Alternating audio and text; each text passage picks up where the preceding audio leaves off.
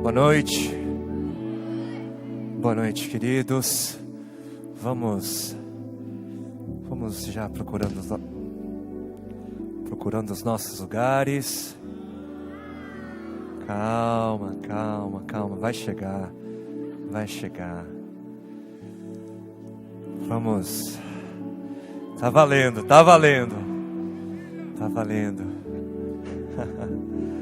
Tudo bom, gente? Tudo bem? Uau, que dia intenso, né? Eu sei que... Acho que tem um pessoal que chegou à noite também. Vocês que chegaram agora. Para a gente continuar cumprindo o protocolo. Sejam muito bem-vindos. Em nome de todos. Em nome de tudo que temos buscado representar. E em nome daquele que é o nosso alvo, é a nossa satisfação, é o nosso Senhor, é o nosso Deus. Nós vamos continuar mergulhando nessa realidade, nós vamos continuar a prestar atenção àquilo que Ele tem ainda a nos dizer nessa noite. Eu acho que a gente está chegando ainda com o microfone. Eu preciso de um pouquinho aqui em cima também, por favor. E enquanto a gente espera o som chegar, eu queria te convidar já a abrir a sua Bíblia em Mateus, no capítulo 6.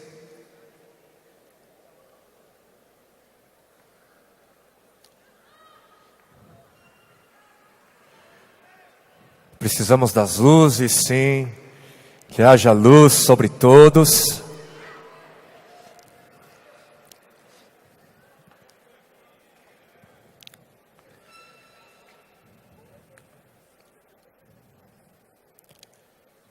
Vamos ler Mateus, capítulo 6, a partir do versículo 5.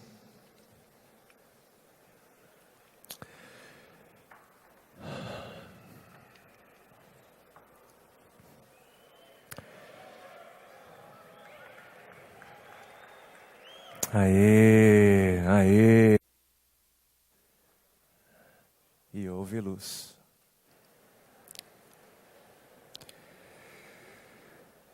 Mateus capítulo 6, a partir do versículo 5, assim nós lemos na sua palavra. São palavras do Senhor Jesus. E quando vocês orarem, não sejam como os hipócritas. Eles gostam de ficar orando em pé nas sinagogas e nas esquinas, a fim de serem vistos pelos outros. Eu lhes asseguro que eles já receberam sua plena recompensa. Mas quando você orar, vá para o seu quarto, feche a porta e ore a seu pai que está no secreto. Então seu pai que vê no secreto o recompensará. E quando orarem, não fiquem sempre repetindo a mesma coisa como fazem os pagãos.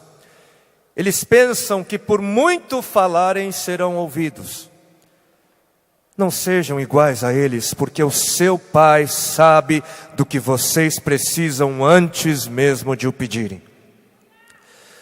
Vocês orem assim: Pai nosso que estás nos céus, santificado seja o teu nome. Venha o teu reino, seja feita a tua vontade, assim na terra como no céu. O pão nosso de cada dia dá-nos hoje, perdoa as nossas dívidas assim como perdoamos aos nossos devedores, e não nos deixes cair em tentação, mas livra-nos do mal, porque teu é o reino, o poder e a glória para sempre. Amém.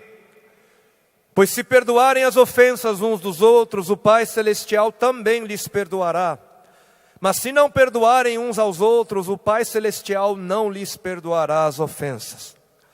Portanto, eu lhes digo, não se preocupem Não andeis ansiosos com suas próprias vidas, quanto ao que comer ou beber, nem com os seus próprios corpos, quanto ao que vestir. Não é a vida mais importante do que a comida, e o corpo mais importante do que a roupa? Observem as aves do céu, não semeiam, nem colhem, nem armazenam em celeiros. Contudo, o Pai Celestial as alimenta. Não tem vocês muito mais valor do que elas? Quem de vocês, por mais que se preocupe, pode acrescentar uma hora que seja a sua vida?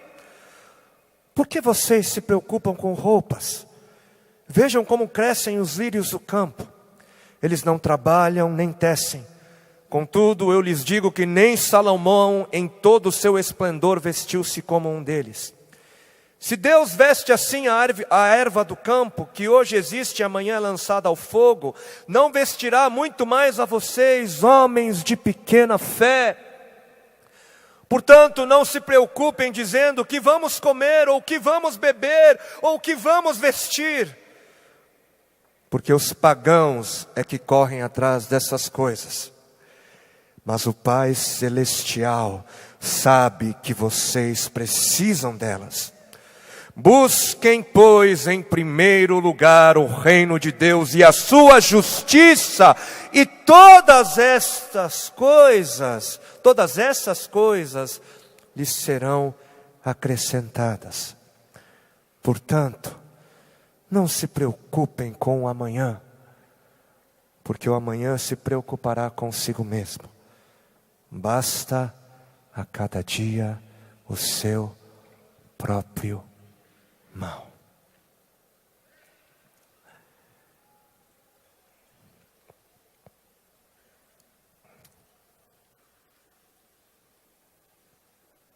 Pai,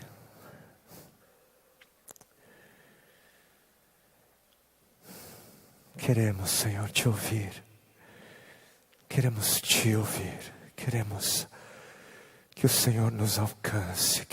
Pedimos, Senhor, clamamos pelo pão, clamamos pela intervenção, clamamos, Senhor, pelo teu bradar, pelo teu sussurrar, clamamos, Senhor, pela manifestação da tua graça, do teu amor por nossas vidas e pelas vidas dos outros que estão lá fora.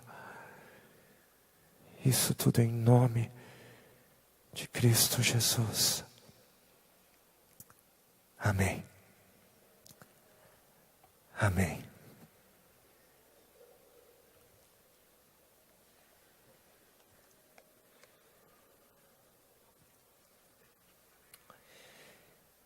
Eu quero confessar que por muito tempo, mas por muitos anos eu carrego no meu coração o desejo de falar algo sobre a oração mais conhecida pela humanidade.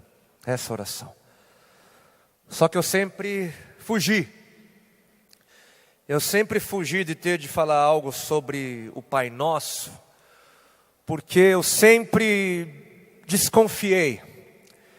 Em algum lugar dentro de mim eu sempre soube que havia uma magnitude, que havia uma grandeza eterna por detrás dessa simples, porém profunda oração.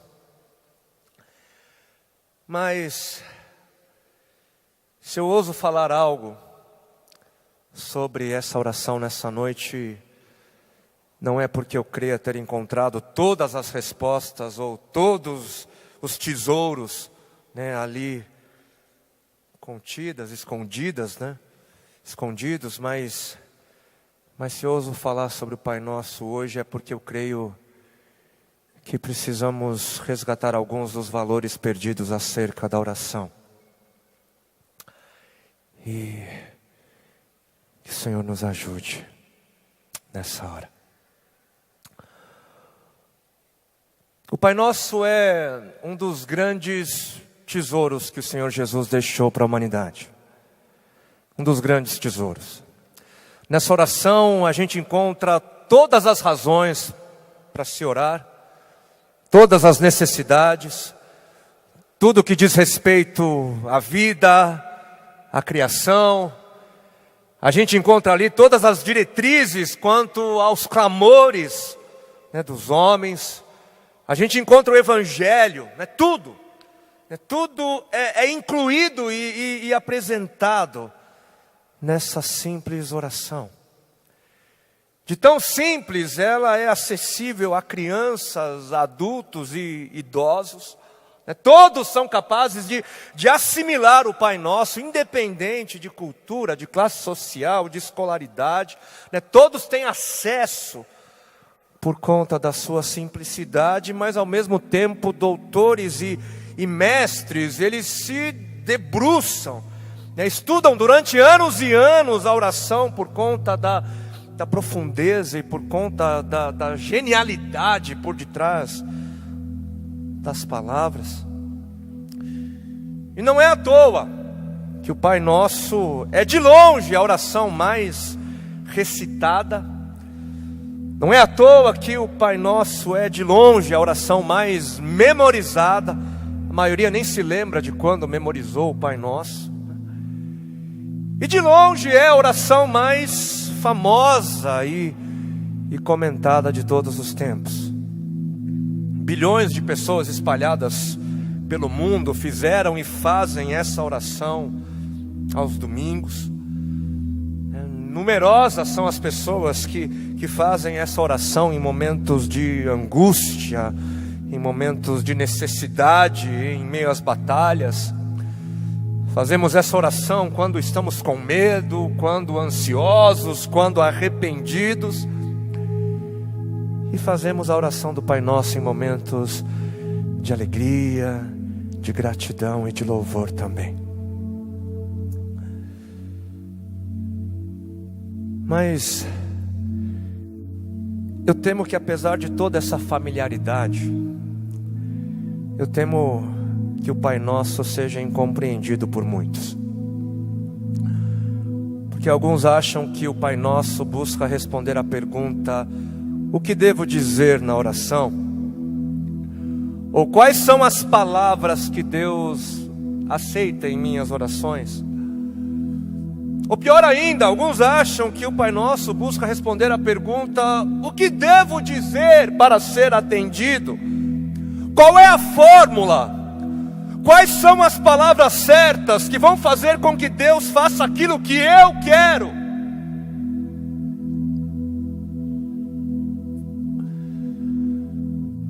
Uma regra básica para a compreensão de qualquer texto é conhecer o seu contexto. O contexto é o conjunto de informações que vem antes e depois, né? E eu fiz questão de ler os versículos que vêm antes e depois do Pai Nosso, para que a gente fosse levado a perceber que até mesmo o Pai Nosso, ele tem um contexto. Existe um ambiente ao redor, né, que vai me ajudar a entender melhor do que se trata a oração. Ninguém pode querer entender um texto bíblico lendo esse mesmo texto fora do seu ambiente imediato e até mesmo fora do seu ambiente mais abrangente. Todo texto, bíblico ou não, para ser melhor entendido, ele precisa ser lido a partir de um todo, ele precisa ser visto a partir de um quadro geral, senão a gente cai no erro de entender de forma incompleta, de forma irreal. E no contexto imediato, o Pai Nosso, ele está ali inserido no capítulo 6 de Mateus. Capítulo 6. Então se faz necessário ler o capítulo 6. No contexto um pouco mais abrangente, o Pai Nosso em Mateus, ele está inserido na fala do Sermão do Monte, dos capítulos 5 ao 7. Então leiamos o Sermão do Monte. Num contexto um pouquinho maior, o Pai Nosso, ele está inserido no livro de Mateus. Leiamos Mateus. No contexto ainda maior, o Pai Nosso, ele está inserido na revelação de toda a Bíblia. Leiamos a Bíblia toda. Mas no contexto ainda maior, o Pai Nosso, ele está inserido na história e na cultura do seu tempo. Conheçamos a história e a cultura. Mas no contexto máximo, ou ir no contexto máximo, o Pai Nosso, ele está inserido na pessoa de Cristo Jesus. Na pessoa de Jesus. Ele é, em última instância, o contexto máximo de tudo que está escrito. De tudo. Porque é tudo sobre Ele. É tudo sobre Jesus. E sem olhar para Jesus, sem olhar para Ele, sem conhecê-lo, sem experimentar da sua realidade, a gente pode acabar entendendo tudo errado.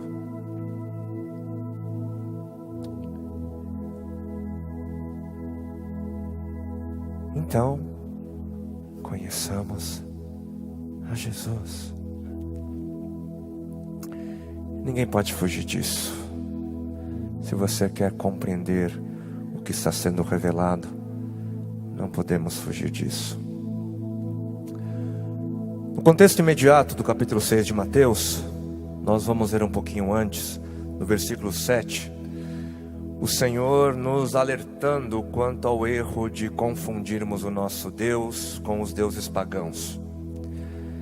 Vemos o Senhor dizendo que não devemos adotar a mesma conduta pagã da prática de orações repetitivas e mecânicas. Versículo 7 de Mateus 6, o Senhor ali nos disse: quando orarem, não fiquem sempre repetindo a mesma coisa, as mesmas palavras, de forma mecânica, sem coração, de forma automática, como fazem os pagãos. Eles pensam que é por muito falarem, eles pensam que é por falarem, por falarem e falarem e falarem, as mesmas palavras serão ouvidos. Versículo 8, não sejam iguais a eles, porque o seu Pai sabe do que vocês precisam antes mesmo de o pedirem. E versículo 9, vocês orem assim: Pai nosso que estás nos céus. E a princípio, parecem ser contraditórias as palavras do Senhor nesses 3 versículos que nós acabamos de ler. Parece que aqui há uma contradição, porque primeiro o Senhor, ele nos exorta a não ficarmos sempre repetindo as mesmas palavras como fazem os pagãos no versículo 7, mas logo na sequência, no versículo 9, ele parece estar nos dando palavras para serem repetidas na oração. Parece que é isso que ele está fazendo. E agora? Obviamente não há contradição. A ordem para não orarmos a Deus como se ora a um Deus pagão continua valendo. Isso ainda vale para os dias de hoje. E diante dessa ordem, eu sou imediatamente levado a examinar melhor o que o Senhor quis dizer no versículo 9. Eu sou imediatamente levado a examinar de forma mais cuidadosa. Porque ali o Senhor nos disse: vocês orem assim. Vocês orem assim. E não vocês digam isso ou repitam essas palavras. Não foi isso que ele disse. Ele disse: vocês orem assim. Mas o que é orar? O que é oração? Orar com certeza envolve palavras, sim. Orar também é dizer, como nos ensina Lucas, capítulo 11, versículo 2 do capítulo 11. Mas orar também é ouvir. Orar é ouvir também. A gente fala, mas o Senhor fala também. E se Ele fala, é necessário parar. Para quê? Para que a gente possa ouvi-lo. Gente que só fica falando não ouve. Precisamos parar para ouvir, porque Deus também tem o interesse de falar. Ele tem o interesse em falar aos nossos corações por meio da oração. E mais, orar além de falar e ouvir, orar além de ser um diálogo, orar também é estar. Orar também é permanecer, mesmo que no silêncio, mesmo que nenhuma palavra seja dita. Orar é estar. Por quê? Porque orar é, acima de tudo, se relacionar com Deus. Orar é interagir, orar é corresponder a Ele, é corresponder à sua presença, à sua revelação. A oração é o meio pelo qual nos relacionamos e crescemos na intimidade e conhecimento de Deus. E tomando como exemplo o meu relacionamento conjugal, eu posso muitas vezes não dizer uma palavra à minha esposa enquanto a gente está no quarto, ou enquanto a gente caminha pelo parque de mãos dadas. Só que vocês podem ter certeza de que mesmo assim, eu e ela, a gente ali, nós estamos nos relacionando. E mesmo assim, mesmo sem dizer uma palavra, apenas estando, nos relacionamos. Quando a gente pensa que a oração é apenas algo que se diz, que orar é apenas algo que se faz com a boca, a gente perde toda a beleza do convite feito por Deus para estarmos com Ele. Esse é o convite da oração. Ele nos convida para estarmos junto dEle. Porque Ele deseja a nossa companhia, Ele deseja a nossa comunhão. Ele, o Rei dos Reis, o Senhor e Criador de todo o universo, Ele convida a mim, Ele convida a você para estar com Ele numa audiência privada. Só você e Ele, somente você e Ele. No quarto secreto, Ele ali deseja compartilhar com você aquilo que a eternidade tem de mais preciosa, que é a vida santa de Deus.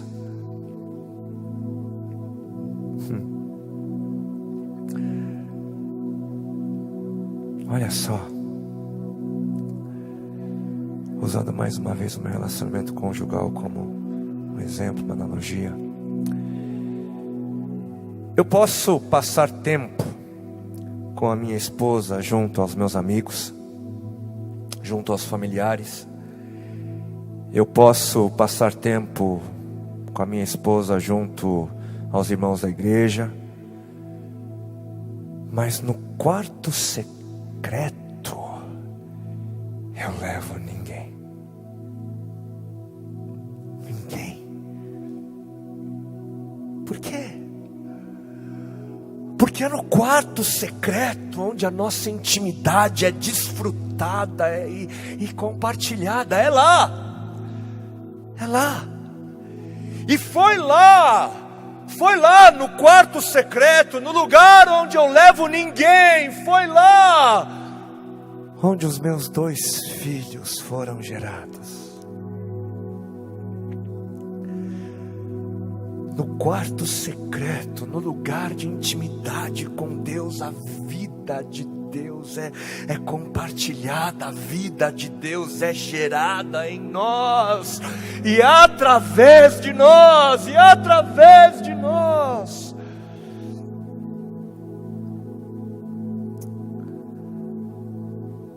Agora, aqueles que têm um pouco mais de conhecimento da cultura na época do Senhor, esses vão se lembrar de que era costumeiro um rabi ou um mestre ensinar orações aos seus discípulos. Isso era bastante comum. E nessas orações ensinadas pelos mestres, esses mestres, eles não tinham a intenção de apenas colocar palavras nos lábios dos seus discípulos, mas os mestres, eles tinham a intenção de trazer ensinamentos também por meio dessas palavras. Cada palavra, cada frase era formada com o propósito de gerar reflexão e sabedoria. A oração ensinada pelos mestres era material para meditação e conhecimento. E o mestre dos mestres nos ensinou uma oração. E qual é a sabedoria? Com qual conhecimento devemos interagir? Qual é a reflexão que devemos fazer ao orarmos a oração que o Senhor nos ensinou? Pai nosso, que estás nos céus.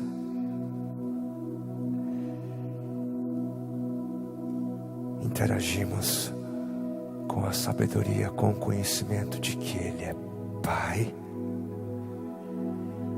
Ele é nosso e Ele está nos céus. E céus aqui é a dimensão da morada de Deus. E para os judeus, os céus significavam a realidade que os cercava. Para eles, a realidade dos céus estava em todos os lados, ao nosso redor, próximo. Esse era o conceito judaico de céus. E não aquilo que a gente pensa como céus, lá em cima, lá longe, não. Perto está o Senhor daqueles que o invocam, porque os céus estão ao nosso redor, porque a realidade de Deus está próxima, está ao nosso redor, Ele está perto. E logo de início nós somos levados à razão do porquê devemos, do porquê podemos orar, do porquê podemos. Logo de início a gente é levado a entender o porquê que Deus desejaria estar conosco. De início nós somos levados a entender o porquê não precisamos nos afundar em preocupações e ansiedades quanto ao que comer, quanto ao que vestir. Por quê? Porque Ele é Abba, Ele é Abba, Ele é Pai, Ele é Abba, Ele é o Abba. E para nós falarmos do valor da realidade paterna do nosso Senhor, a gente iria precisar de várias conferências como essa. Mas certa vez, no dia do seu batismo, Deus Pai disse a Jesus, seu filho, o seguinte: você é o meu filho amado. Você é o meu filho amado em quem eu tenho prazer. Deus Pai, durante todo o seu relacionamento com o Jesus humano, Ele sempre confirmou o seu amor por Ele, sempre. E por isso Jesus, o Senhor, Ele cria no amor do Pai, confiava no amor do Pai, mesmo tendo recebido como missão a cruz. E eu não creio que Jesus teria permanecido na cruz se Ele não cresce no amor do Pai. Eu creio que foi a realidade inabalável do amor do Pai que deu todas as condições para o Filho permanecer na cruz.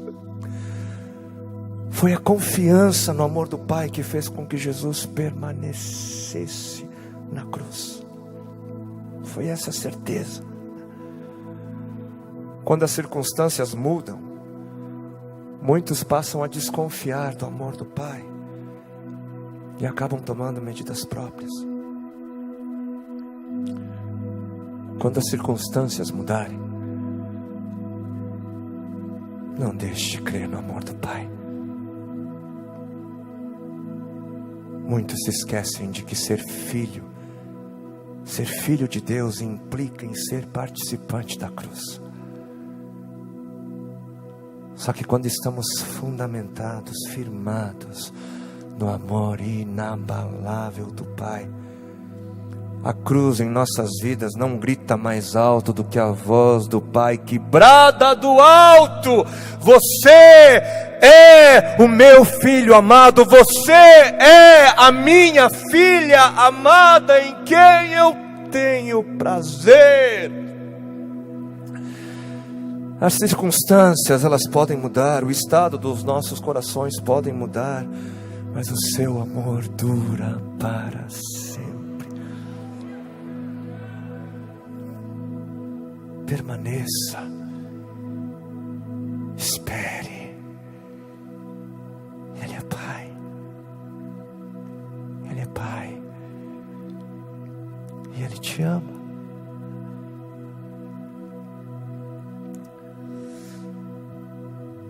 Só que o Pai, Ele não é Pai meu, Ele é Pai nosso. Ele é nosso. E na oração que o Senhor nos ensinou, logo de início também, Ele resgata a realidade de que fazemos parte de uma só família, de que fazemos parte de uma única e grande família global. Essa é a realidade da raça humana. Somos todos irmãos, todos temos o mesmo Pai, temos o mesmo Criador. Ele é nosso, Ele é nosso. Mesmo quando eu sou chamado para entrar no quarto secreto e orar sozinho, eu sou levado a me lembrar de que o Pai não é somente meu. E diante da paternidade de Deus, nós somos levados a perceber que por causa disso, os índios do Amazonas, que os africanos do Saara e os nordestinos do sertão, diante dessa paternidade, a gente é levado a perceber que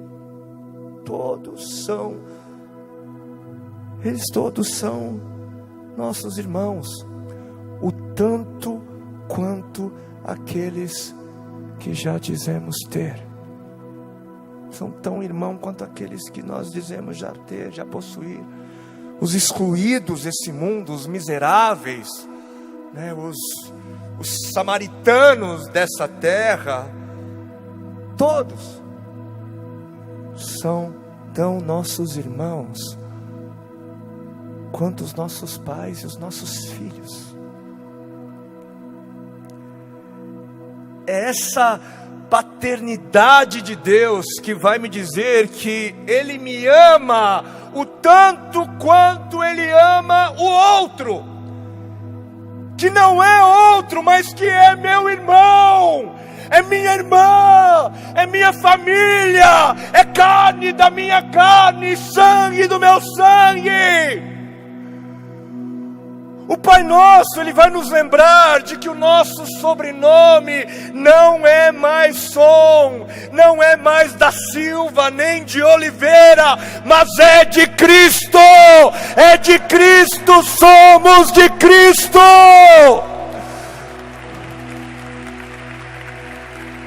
Somos uma só família, estamos todos unidos e conectados no Pai que é nosso.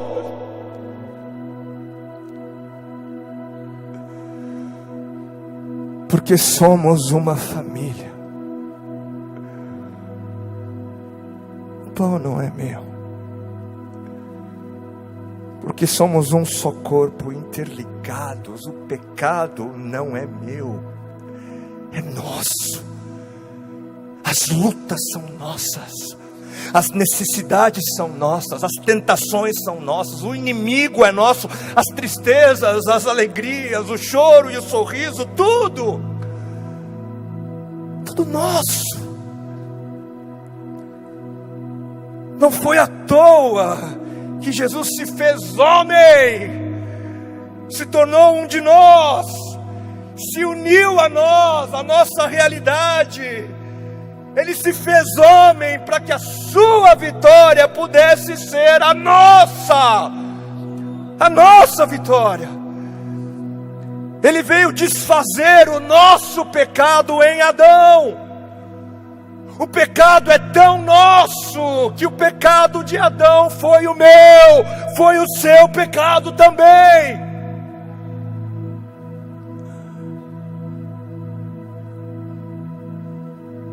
Não ousemos deixar de amar o próximo, porque ele é pecador. O pecado dele é nosso também.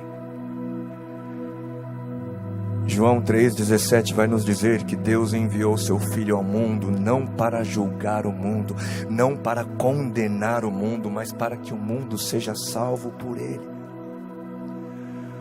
Quando a gente se coloca como juízes, quando a gente condena o próximo por pecados que não são apenas deles, mas são nossos, a gente se distancia e acaba excluindo, ao invés de buscar incluir. Quando o pecado é do outro e não meu também, eu acabo criando uma boa de uma justificativa para não amar. Muitas vezes nós temos condições de ajudar o próximo a sair da condição pecaminosa, mas enquanto o pecado for apenas do outro e não meu também, não vamos querer nos envolver.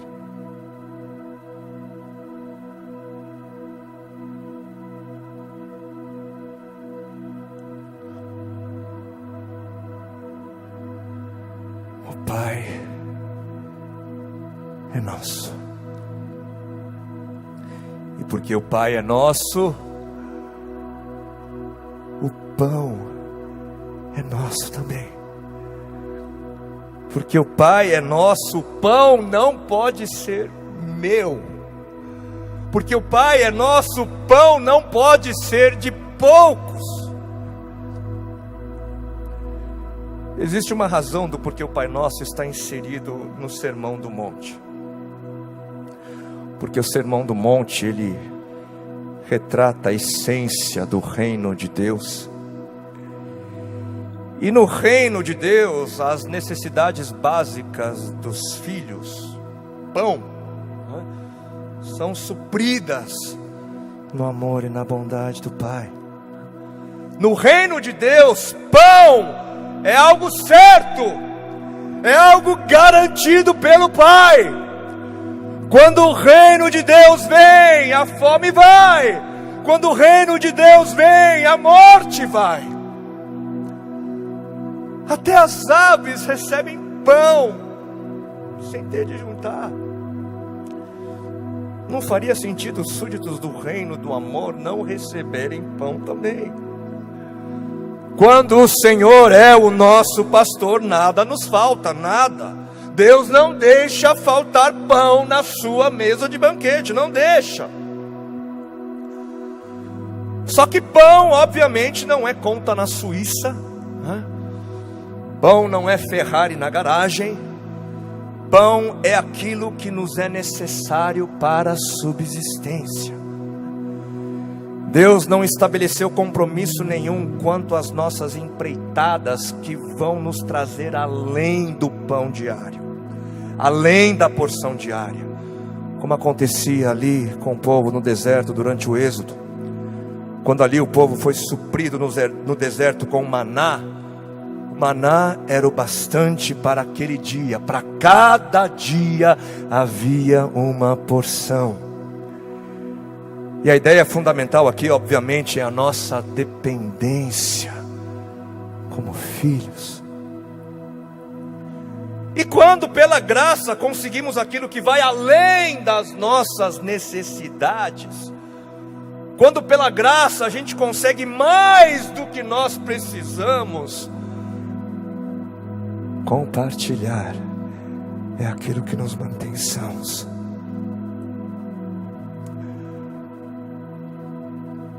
Em meio à seca no sertão, eu aprendi que o homem, quando ele não tem aquilo que lhe é indispensável, básico, ele se transforma em algo que Deus nunca planejou.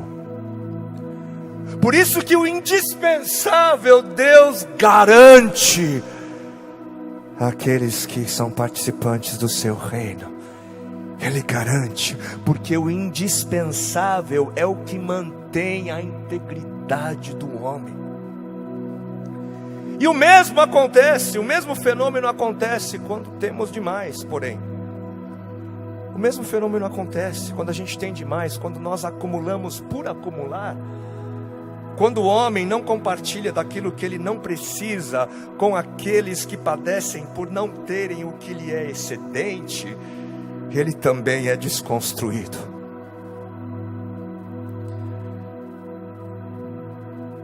Viver na realidade do Pai Nosso, diante do pão que é nosso, isso garante a nossa sanidade, garante a sanidade do homem. O problema da fome do mundo não é um problema da falta de recursos no planeta, mas é um problema da ganância do coração do homem, cristão ou não. No Brasil, o problema da fome, da sede, da saúde, da educação, da moradia e do lazer, essas questões não são questões de falta de soluções, o problema não é falta de recursos, mas isso é porque tem muita gente querendo fazer do pão algo só seu, muita gente querendo fazer aquilo que é de todos algo particular. E no blog do querido pastor Carlos Queiroz, que com muita graça ministrou nessa manhã aos nossos corações, no blog dele eu encontrei um texto que vem de encontro conosco nessa hora. Ele escreveu o seguinte, no seu blog ele escreveu que o alimento é um direito de todos os seres humanos. Quando uma minoria detém a maior parte dos bens, outras pessoas irão padecer necessidade. O problema da desnutrição para muitos está na má utilização dos recursos naturais, quando se visa apenas ao lucro e o acúmulo de capital, o que também leva à degradação do meio ambiente. Logo, o Pai Nosso não é uma prece para ser meramente repetida em nossas liturgias. Ela é a oração sobre a ética da propriedade e dos bens. Para Jesus Cristo, vale mais uma vida eticamente correta do que a oração corretamente pronunciada. Há muitos cristãos orando o Pai Nosso sem contudo expressar o reconhecimento, muito menos o arrependimento de que estão pondo muitas pessoas sob o castigo da fome e da morte. E é por causa de nosso egoísmo, revelado quando comemos muito e deixamos outros com fome, que existem muitos doentes e mortos em nosso meio. Não discernir essa realidade significa comer e beber juízo para si, conforme 1 Coríntios capítulo 11, versículos 23 a 27. Para muitos de nós, o Pai Nosso pode ser compartilhado e dividido, mas o pão, esse não, é exclusivamente meu. Ele é o ídolo que só na reza ou na burocracia religiosa pertence ao outro. O máximo que fazemos é uma doação filantrópica de nossas sobras. E se damos as sobras, apenas denunciamos o nosso contexto de injustiça. É hipocrisia doar a sobra como se fosse um ato de misericórdia. A misericórdia se evidencia pela doação daquilo que nos faz falta. E ele finaliza o texto dizendo: não podemos mais admitir que nosso país, o maior em número de católicos e o segundo maior em número de protestantes, seja um dos países mais injustos do planeta. A falta de pão na mesa do pobre é um problema decorrente da falta de espiritualidade no altar dos cristãos. A carência de alimento passa a ser um sinal da nossa falta de espiritualidade, à medida que o outro não o tem.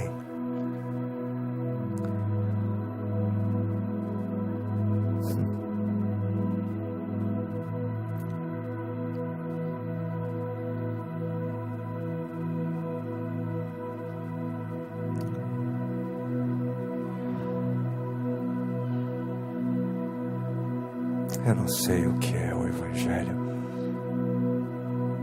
para você, o que ele significa para você, mas algo me diz que quando nós vivemos diante da revelação do Pai, que é nosso, quando nós vivemos essa realidade, isso é boa notícia para os bilhões e bilhões de pessoas famintas de pão nesse mundo.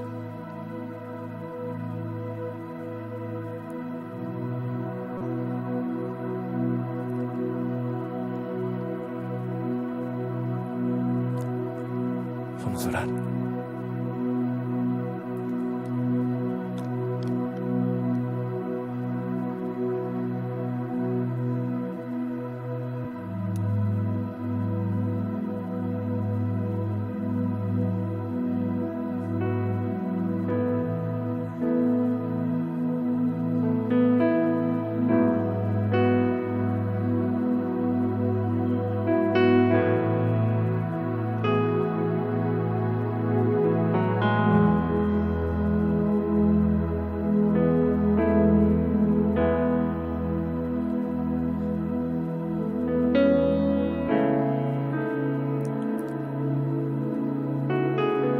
Vocês orem assim.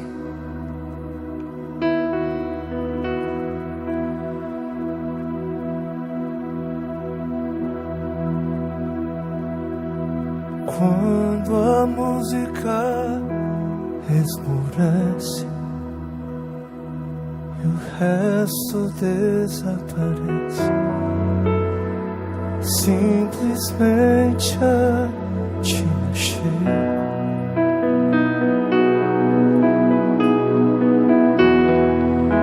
Ansiando oferecer algo de valor, abençoar teu coração. Mais que uma canção eu te darei, pois apenas uma canção não é o que queres.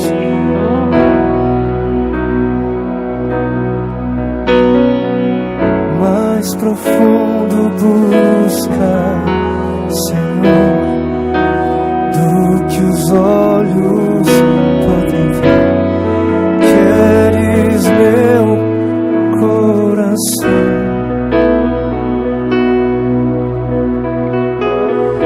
Estou voltando à essência,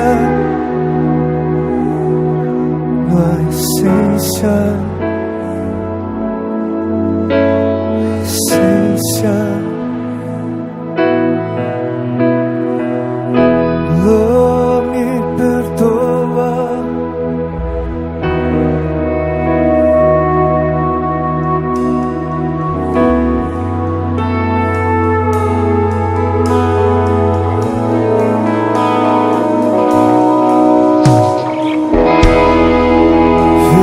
Imensurável valor, ninguém pode expressar quanto és digno.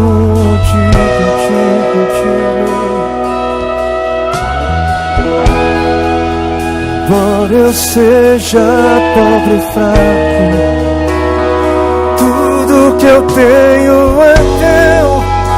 Cada fôlego,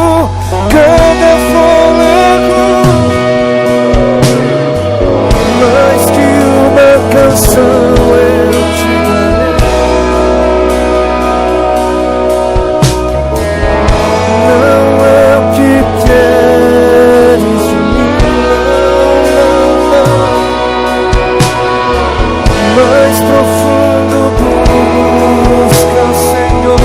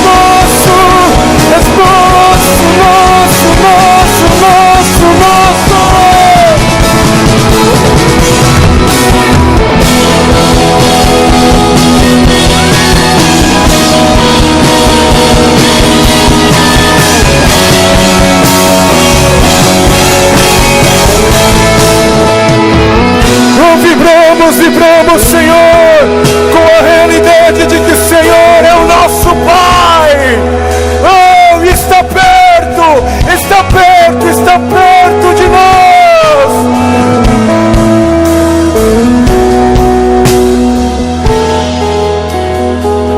Nós nos lembramos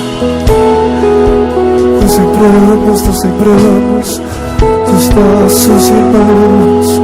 Nos lembramos da grande família, nos lembramos.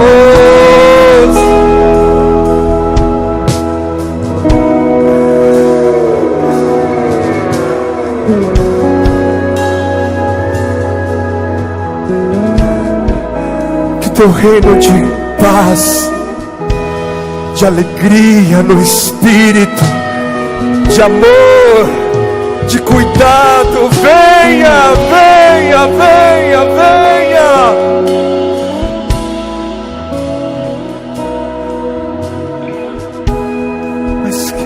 Mas para isso, Senhor, ensina-nos a orar como o Senhor orou no Getsêmani, quando Ele orou por sua vontade. O Senhor Jesus pôde fazer essa oração, Ele pôde orar, seja feita a sua vontade, porque Ele estava disposto a fazê-la, Senhor.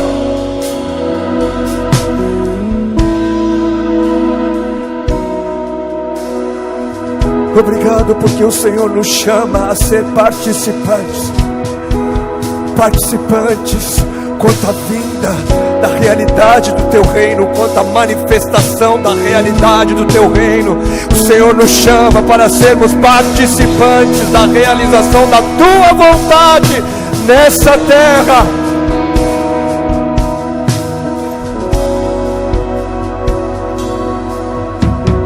Oh Deus, oh Deus, oh Deus, oh Deus, oh Pai, porque o Senhor é nosso. O pão tem que ser nosso, tem que ser nosso. Oh Senhor, aqui se encontra uma juventude, aqui se encontra, Senhor, aqueles que sonham com o futuro. Que eles possam sonhar com o futuro onde o pão não é meu, mas onde o pão é nosso.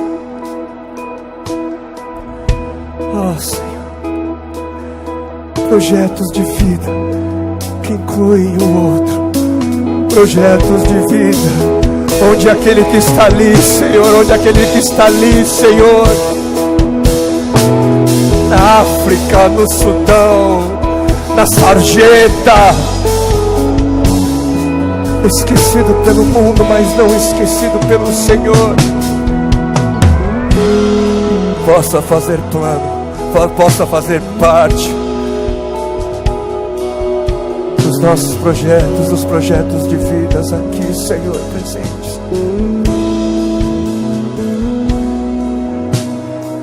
É a oração dos filhos, é a oração, Senhor, é a nossa oração, que o Senhor seja santificado. E quando o Teu reino vem, quando a Tua vontade é feita, quando o pão é nosso, o Teu nome é santificado.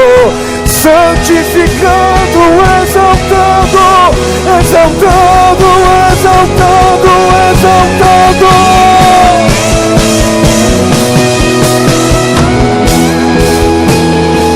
Santificado seja o Teu nome, Pai. Senhor nosso Deus.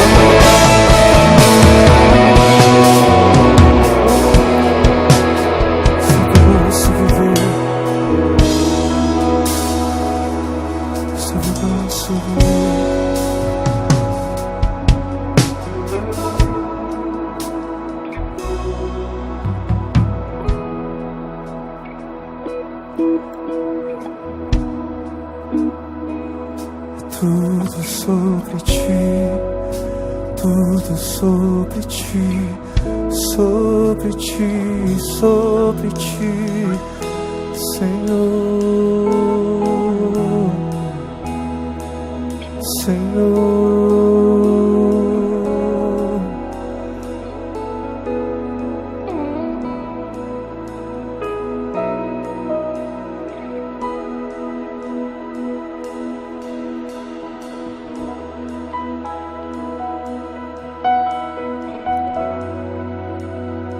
Teu poder,